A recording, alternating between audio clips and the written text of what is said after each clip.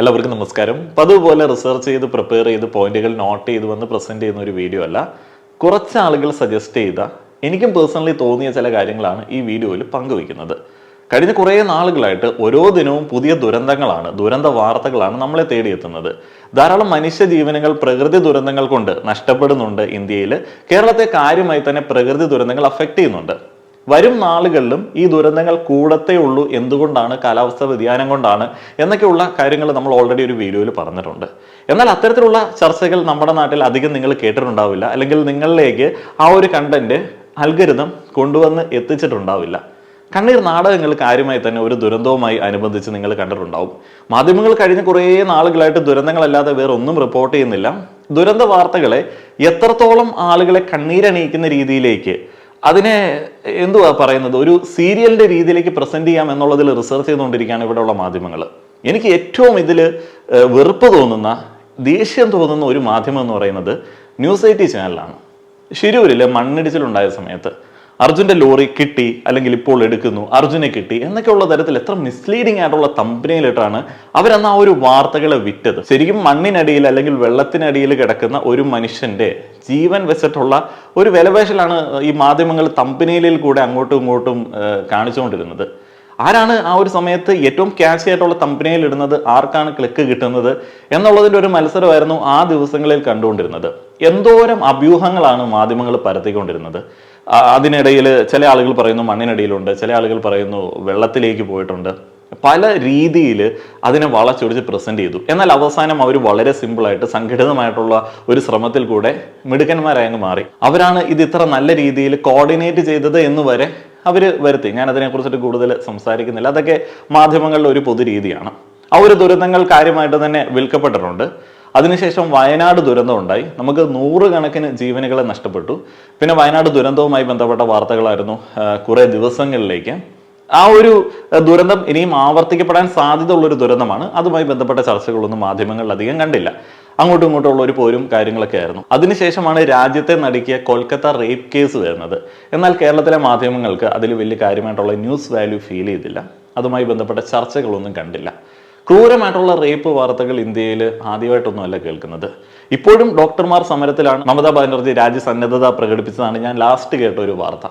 അത്രത്തോളം സീരിയസ് ആയിട്ടാണ് ആ ഒരു കാര്യങ്ങൾ നടക്കുന്നത്. എന്നാൽ അത്തരത്തിൽ ആവർത്തിക്കപ്പെടുന്ന സംഭവങ്ങൾക്കെതിരായിട്ടുള്ള കാര്യങ്ങളുമായി ബന്ധപ്പെട്ട ചർച്ചകൾ നിങ്ങളുടെ ഫീഡുകളിലേക്ക് എത്താറുണ്ടോ? ഇല്ല.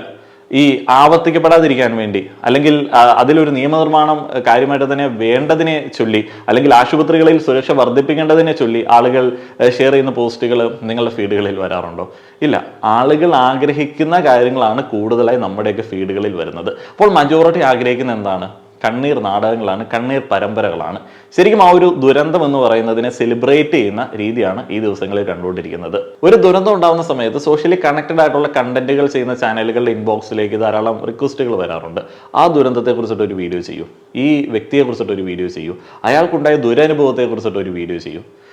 നമ്മൾ സഡൻ ആയിട്ട് അങ്ങനെ ഒരു വീഡിയോ ചെയ്യാൻ വേണ്ടി പല ആളുകളും ആഗ്രഹിക്കുന്നുണ്ട്. അതൊരു പൊതുവായിട്ടുള്ള ഒരു രീതിയാണ്. ഇതുപോലുള്ള ചാനലുകൾ വല്ലാതെ ഓഡിറ്റിങ്ങിന് വിധേയമാക്കപ്പെടുന്നുണ്ട്.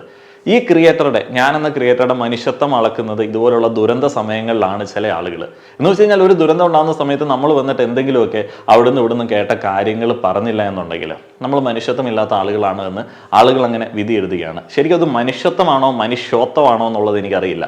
ഷോയാണ്. ഈ 2 ദിവസമായിട്ട് നമ്മൾ ജെൻസൺ, ശ്രുതി എന്നീ പേരുകൾ മാധ്യമങ്ങളിൽ കാണുന്നുണ്ട്. ശ്രുതിക്കുണ്ടായത് പേഴ്സണൽ ലോസ് ആണ്. കാര്യമായിട്ടുള്ള പേഴ്സണൽ ലോസ് അദ്ദേഹത്തിന് ഉണ്ടായിട്ടുണ്ട്. അപ്പോൾ അതാണ് ഈ ദിവസങ്ങൾ ഏറെ സെലിബ്രേറ്റ് ചെയ്യപ്പെടുന്നത്. മാധ്യമങ്ങളുടെ തമ്പനയിലിൽ കൂടെ ജസ്റ്റ് ഒന്ന് പോയി കഴിഞ്ഞാൽ അവസാനമായി ശ്രുതി ജെൻസനെ കണ്ടു. സംസ്കാരം ഉടൻ. അവളെ തനിച്ചാക്കി ജെൻസൺ വിടവാങ്ങി.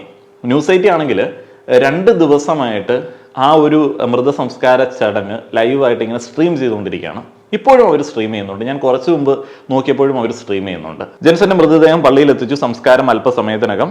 തമ്പനയിൽ ആ ഒരു ശ്രുതിയുടെ ഫോട്ടോ കൊടുത്തിട്ടുണ്ട്.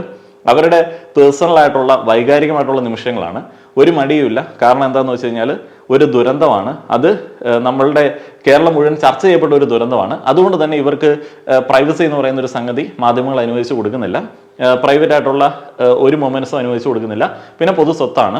അവരുടെ വീട്ടിലേക്ക് കയറി ചെന്ന് അവരുടെ ദുരന്തങ്ങൾ അല്ലെങ്കിൽ അവരുടെ വേദനകൾ ഒപ്പിയെടുത്ത് ബാക്കിയുള്ള ആളുകളെ കാണിക്കാം. പണ്ടൊക്കെ ഒരു മൃതസംസ്കാര ചടങ്ങിനോടനുബന്ധിച്ച് അല്ലെങ്കിൽ ഒരു ദുരന്ത സമയത്ത് നമ്മൾ ചെയ്യുന്ന ഏറ്റവും വലിയ ബഹുമാനം അല്ലെങ്കിൽ മരിച്ചയാളോട് കാണിക്കുന്ന ഏറ്റവും വലിയ സ്നേഹപ്രകടനം എന്ന് പറയുന്നത് അല്ലെങ്കിൽ ആ ഒരു കുടുംബത്തോട് കാണിക്കുന്ന മര്യാദ എന്ന് പറയുന്നത് മൗനമായി കുറച്ച് സമയം നിൽക്കുക എന്നുള്ളതായിരുന്നു. മൗന ആചരണം എന്നൊക്കെ പറഞ്ഞിരുന്നു. എന്നാൽ ഇന്ന് അങ്ങനെയല്ല, ഒച്ചയിടിയിലാണ്. അത് കൊണ്ട് എന്ത് മനുഷ്യത്വമാണ് മാധ്യമങ്ങളും അതേപോലെ തന്നെ മനുഷ്യന്മാരും ഉദ്ദേശിക്കുന്നത് എനിക്കറിയത്തില്ല. ശ്രുതി ജെൻസൺ എന്നിവരെ കഥാപാത്രങ്ങളാക്കി കഥകളും കവിതകളും രചിക്കുന്ന കുറേയധികം ആളുകളെ കണ്ടു. അവരുടെ മനുഷ്യത്വത്തെ കുറിച്ചിട്ടും എനിക്ക് പ്രത്യേകിച്ച് കമന്റ്സ് ഒന്നുമില്ല. കേരളത്തിലെ മാധ്യമങ്ങളുടെ തമ്പനയിൽ അവരുടെ ടൈറ്റിലിങ് അവർ റിപ്പോർട്ട് ചെയ്യുന്ന ഒരു രീതി ലോകത്തൊരിടത്തും നിങ്ങൾക്ക് കാണാനായിട്ട് സാധിക്കത്തില്ല. ഒരു മാധ്യമ സ്ഥാപനങ്ങളിലും നിങ്ങളെ അത് പഠിപ്പിക്കത്തില്ല. അത് ഇവിടുത്തെ മാത്രം ഒരു രീതിയാണ്. ഈ കച്ചവടം എന്ന് പറയുന്ന ഒരു സംഗതി ഉണ്ടല്ലോ, ഇമോഷണലായിട്ട് ആളുകളെ മാനിപ്പുലേറ്റ് ചെയ്ത് അതിങ്ങനെ വിൽക്കുന്ന ഒരു പരിപാടി, ആളുകളുടെ ദുരിതങ്ങൾ വിൽക്കുന്ന ഒരു പരിപാടി. ഇത് എല്ലാ കമ്പനികളും നോക്കിക്കും. ഇവിടുത്തെ ഏറ്റവും കൂടുതൽ വ്യൂവർഷിപ്പ് ഉള്ള ക്രെഡിബിലിറ്റി അവകാശപ്പെടുന്ന എത്തിക്സ് ഉണ്ട് എന്ന് പറയുന്ന മാധ്യമ സ്ഥാപനങ്ങളുടെ ഒരു രീതിയാണ്. ഇനിയിപ്പോൾ ഇൻഫ്ലുവൻസേഴ്സിൽ പോവാം. ചില ആളുകളുണ്ട് ഈ ദുരന്തം വിൽക്കുന്ന ഇൻഫ്ലുവൻസേഴ്സ് ഉണ്ട്. അപ്പോൾ ഇതിൽ ശ്രദ്ധിച്ച ഒരാളാണ്, അപകടത്തിന്റെ പ്രധാന കാരണം ഇതാണ്, മാതാപിതാക്കൾ ഉറപ്പായും അറിയുക, യാത്രയിൽ സംഭവിച്ചത്, ജെൻസൺ സ്വയം മരണം വരിച്ചത്. ഈ മിസ്ലീഡിംഗ് ആയിട്ടുള്ള എന്തോ വലിയ കാര്യം ചെയ്യുന്നുണ്ടെന്ന് അവകാശപ്പെടുന്ന ക്ലിക്ക് ബെയ്റ്റ് തമ്പനയിലിന്റെ പിന്നിൽ മനുഷ്യത്വം നിങ്ങൾക്ക് ഫീൽ ചെയ്യുന്നുണ്ടോ? എനിക്ക് പേഴ്സണലി ഫീൽ ചെയ്യുന്നില്ല.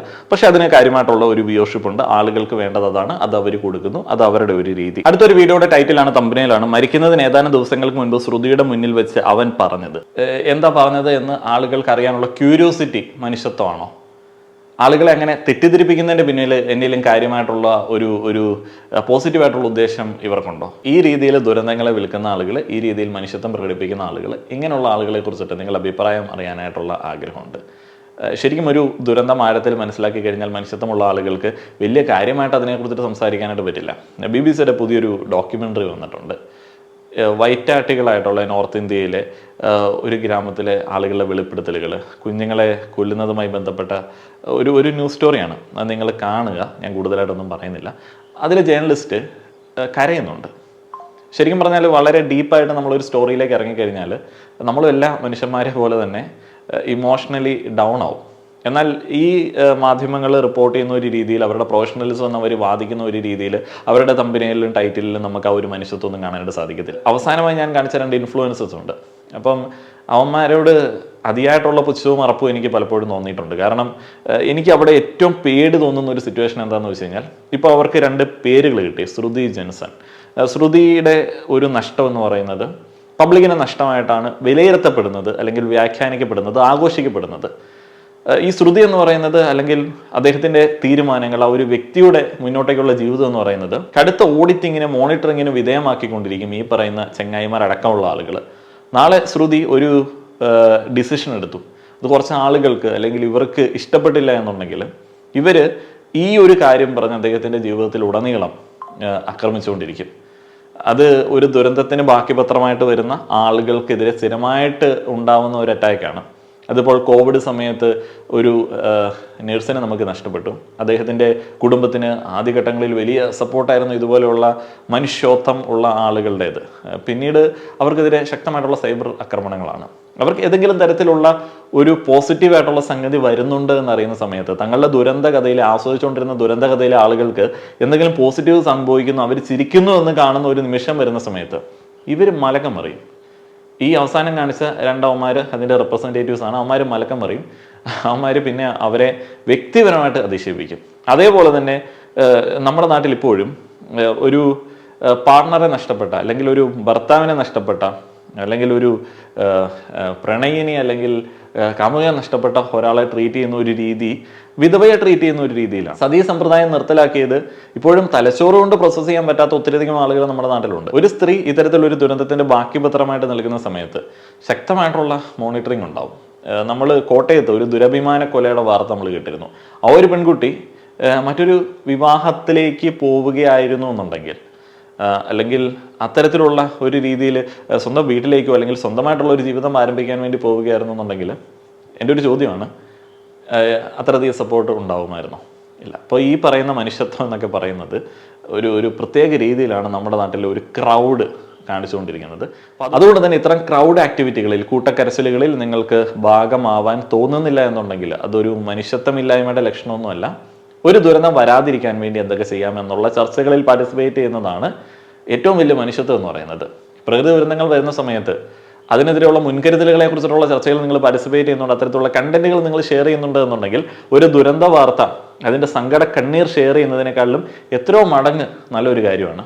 ഇപ്പോൾ നിങ്ങളൊരു റേപ്പ് കേസിനെ കുറിച്ചിട്ട് വാർത്ത കേൾക്കുന്നു, ഗാർഹിക പീഡനത്തെ കുറിച്ചിട്ട് വാർത്ത കേൾക്കുന്നു, സ്ത്രീധന പീഡനങ്ങളെ കുറിച്ചിട്ട് വാർത്ത കേൾക്കുന്നു. അപ്പോൾ ഇതൊക്കെ അവോയ്ഡ് ചെയ്യാൻ വേണ്ടിയുള്ള, ഇതൊക്കെ നാട്ടിൽ നിന്ന് തുടച്ചു നീക്കാൻ വേണ്ടിയുള്ള ഒരു ഡിസ്കഷൻ ഷെയർ ചെയ്യുന്നത് ആ ഒരു ദുരന്തം നടന്നതിന് ശേഷമുള്ള കണ്ണീർ പ്രകടനങ്ങളിൽ പങ്കുചേരുന്നതിനേക്കാളും വളരെ മഹത്കരമായിട്ടുള്ള ഒരു കാര്യമായിരിക്കും. അതുകൊണ്ട് തന്നെ ഇത്തരത്തിലുള്ള ദുരന്ത വാർത്തകൾ സെലിബ്രേറ്റ് ചെയ്യുന്ന ആളുകളുടെ വ്യൂവേഴ്സായിട്ട് നമ്മൾ തരം താഴാതിരിക്കുന്നതായിരിക്കും വളരെ നല്ലൊരു കാര്യം. നമുക്ക് നമ്മളോട് ചെയ്യാൻ പറ്റുന്ന ഏറ്റവും പോസിറ്റീവായിട്ടുള്ള ഒരു കാര്യം അതായിരിക്കും. അല്ലെങ്കിൽ നമ്മൾ ആ ഒരു നെഗറ്റീവ് വൈബിലേക്ക് പോകും. ഇപ്പോൾ ഹേമ കമ്മീഷൻ റിപ്പോർട്ട് വരുന്ന സമയത്തും ഒക്കെ എന്തുകൊണ്ടാണ് ഈ ആരോപണങ്ങൾ ഏറ്റവും കൂടുതൽ മാധ്യമങ്ങൾ ഷെയർ ചെയ്യുന്നത്? കാണാൻ ആളുണ്ട്, ആളുകൾക്കത് ഇൻട്രസ്റ്റിംഗ് ആയിട്ടുള്ള ഒരു സംഗതിയാണ്. ഇൻട്രസ്റ്റിങ്ങോടെ അത് കാണുന്ന ആളുകൾ പലപ്പോഴും ചോദിക്കുന്ന ഒരു കാര്യമുണ്ട്, എന്തുകൊണ്ട് നേരത്തെ പരാതി കൊടുത്തില്ല? ഇപ്പം നേരത്തെ പരാതി കൊടുത്തു കഴിഞ്ഞാൽ എന്ത് സംഭവിക്കും? പരാതിക്കാരിയെ സാമൂഹ്യ മാധ്യമ വിചാരണ കോടതികളിലിട്ട് അധിക്ഷേപിക്കും. അതേപോലെ തന്നെ ആരോപണ വിധേയൻ്റെ കുടുംബം തകർക്കുന്ന തരത്തിലേക്കുള്ള പ്രചാരണങ്ങൾ നടത്തും. ആരോപണങ്ങളാണ് ആളുകൾക്ക് ഇൻട്രസ്റ്റ്. ആരോപണ വിധേയൻ ഇപ്പം പല സെലിബ്രിറ്റികളായിട്ടുള്ള ആളുകൾ, ആണുങ്ങൾ എന്ന് പറയണം, ചില ആളുകൾ ആൺപെൺ വേർതിരിവോടെ കാര്യങ്ങൾ നോക്കുന്നവരുണ്ട്. അപ്പോൾ ആണുങ്ങൾ അനുഭവിക്കുന്നുണ്ട്. അതല്ല ഈ അമിതമായിട്ടുള്ള ഈ ദുരന്ത ആസ്വാദനത്തിൽ നിന്നുണ്ടാവുന്നതാണ്. അല്ലെങ്കിൽ ഒരു ആരോപണം വരുന്ന സമയത്ത് ആളുകൾക്ക് ഈ ആരോപണത്തിലൊന്നും ഇൻട്രസ്റ്റ് ഇല്ല. നിയമത്തിൻ്റെ വഴിക്ക് പോട്ടെ എന്നുള്ള ഒരു നല്ല പൗരബോധമാണ് ഉണ്ട് എന്നുണ്ടെങ്കിൽ പലപ്പോഴും ആരോപണ വിധേയർക്ക് ആത്മഹത്യ ചെയ്യേണ്ടി വരില്ല, ഒളിച്ചിരിക്കേണ്ടി വരില്ല. അതേപോലെ തന്നെ പരാതിക്കാരിക്ക് പരാതി കൊടുക്കാൻ പേടിക്കേണ്ടി വരില്ല. അപ്പോൾ ഈ ദുരന്ത ആസ്വാദനമാണ് എല്ലാത്തിൻ്റെയും പ്രശ്നം. നിങ്ങളുടെ അഭിപ്രായങ്ങൾ പറയുക. നന്ദി.